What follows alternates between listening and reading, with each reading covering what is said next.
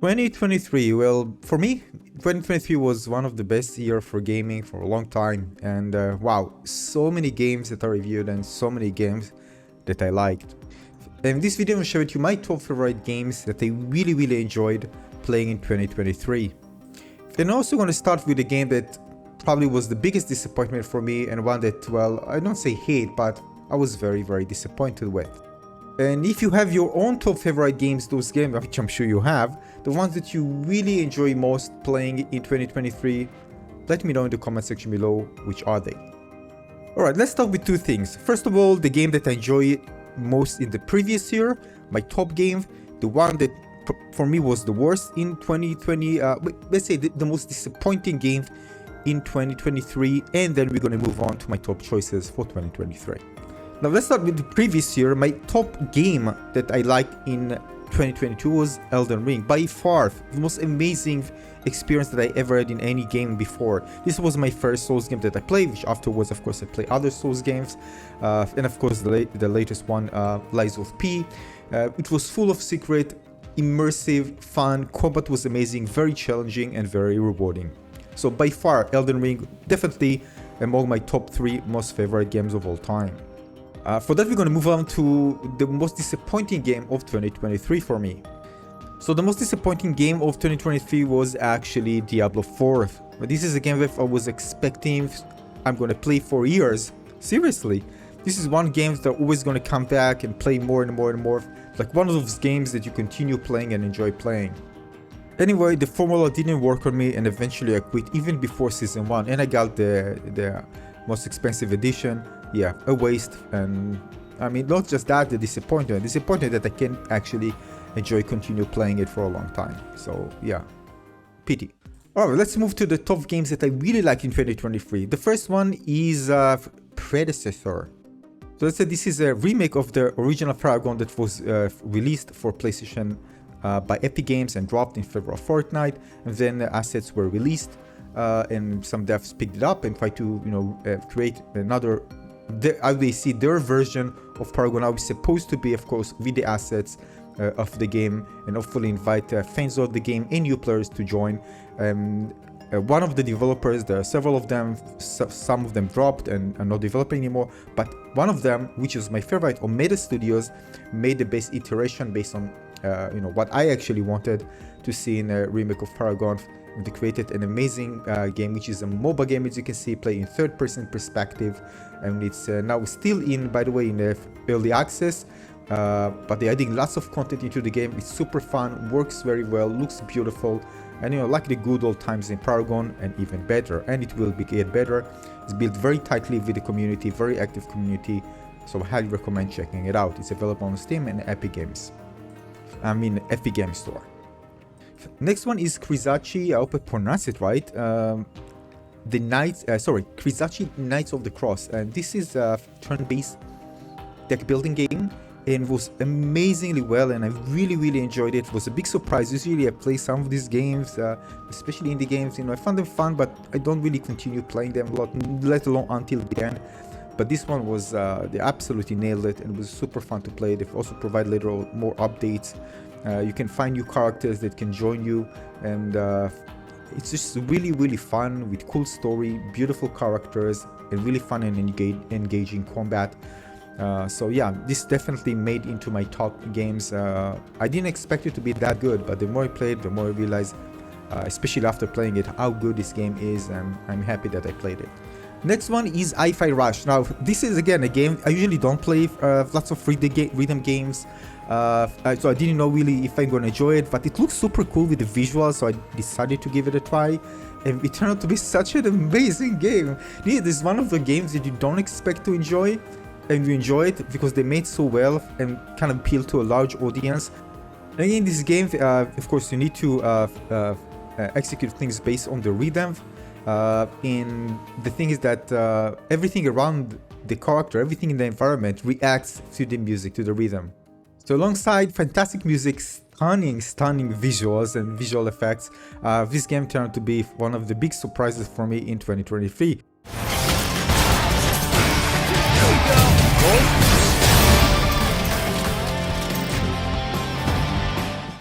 Now the next one is not a particular game, but the arrival of MetaQuest 3. This is a VR mixed reality headset, and the first really mixed reality headset that really convinced me to get into mixed reality. That's the reason, by the way, I bought the MetaQuest 3, not just for VR because I already had the Quest 2, but to experience mixed reality.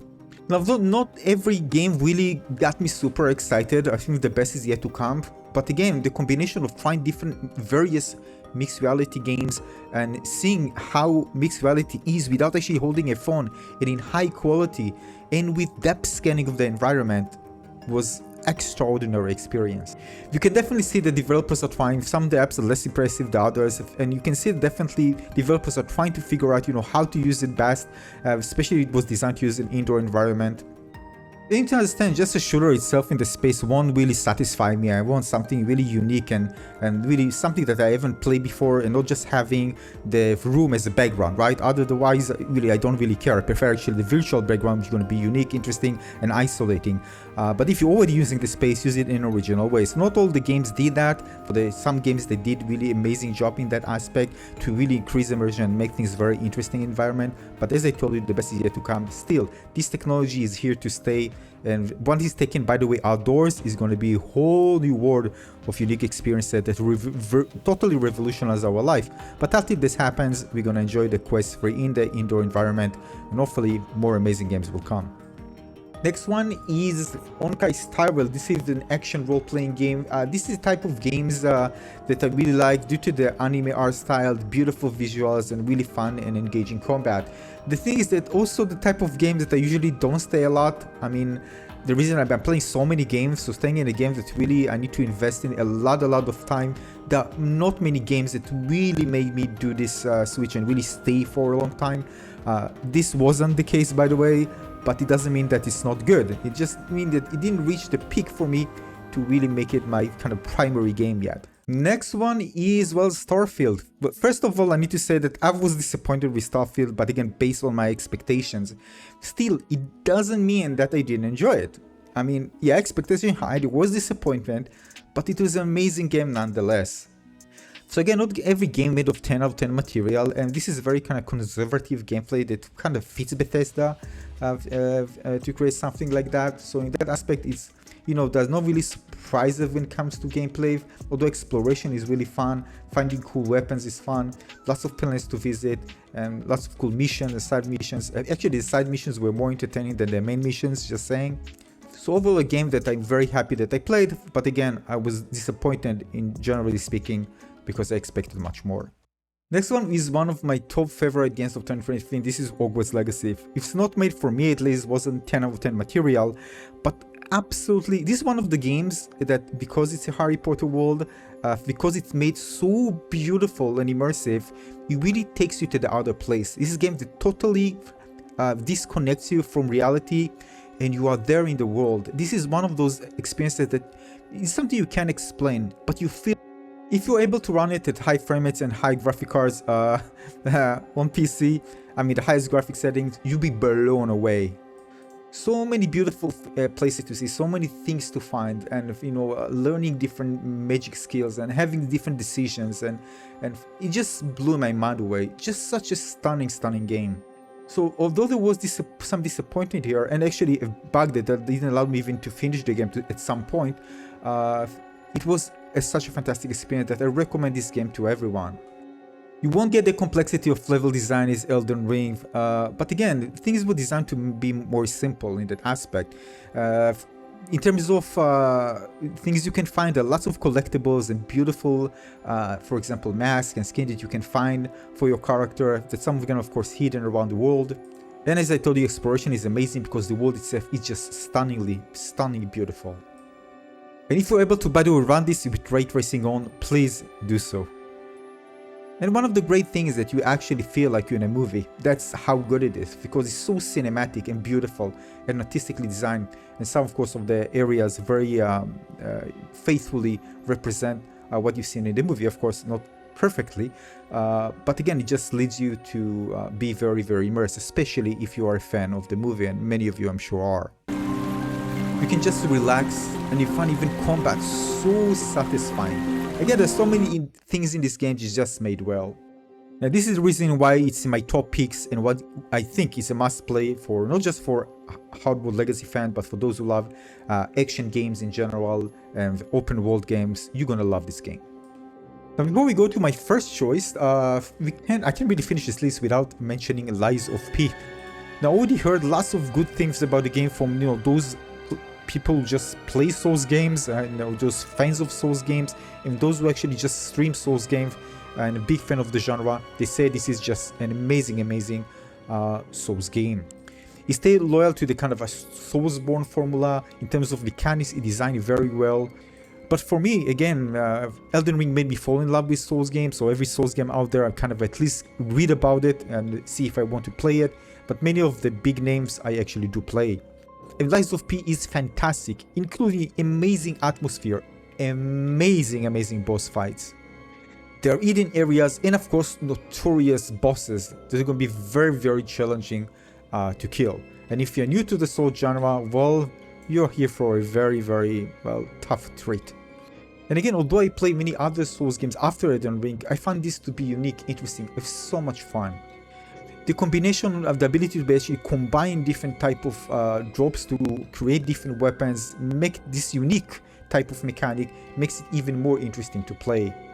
If you don't mind challenging yourself and you love Souls game, this is just a must play. But on top of all our game, and also game of the year, this is Baldur's Gate 3. This is no doubt about it, for me, was the best game of 2023. The highlights of everything that I played, kind of something that really filled me with joy, basically. That suddenly there comes a game that feels different than other things that I play, brings the turn-based formula and really make it appeal to a large audience that probably otherwise wouldn't even choose to play a turn-based game.